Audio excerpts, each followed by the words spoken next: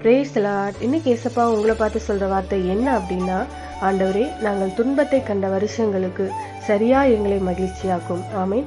மோசே பண்ணின ஜெபம் தான் இது. ஆண்டவரே நாங்கள் துன்பத்தை கண்டோம், நிறைய வனாந்திரத்தில் எங்களை நடத்துனீங்க. வனாந்திர பாதை கொஞ்சம் கஷ்டமான பாதை தான். கடல் இடையில வந்தது, ரொம்ப நெருக்கப்பட்டு பயந்துட்டோம். ஆனாலும் அதுக்கு நடுவில் நீர் எங்களை நடத்தினது உண்மைதான். மாறாவின் கசப்பை சந்தித்தோம், ஆனாலும் ஏலிமுக்குள்ள எங்களை நடத்தினீங்க. தண்ணீர் இல்லாமல் இருந்தோம், எதிரிகளையெல்லாம் நாங்கள் பார்த்தோம். நிறைய துன்பங்களை கண்டு கடந்து வந்தோம். நாங்கள் துன்பத்தை கண்ட வருஷங்களுக்கு சரியா எங்களை மகிழ்ச்சியாக்கணும் ஜெபம் பண்றாங்க.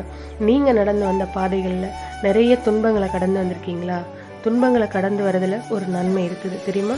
அப்பதான் தேவன் அதற்கேற்ற பலனை ஆசீர்வாதத்தை தரும்போது மகிழ்ந்து களி கூற முடியும். நீங்க துன்பத்தை கண்ட நாட்கள் நிறைய இருக்கா?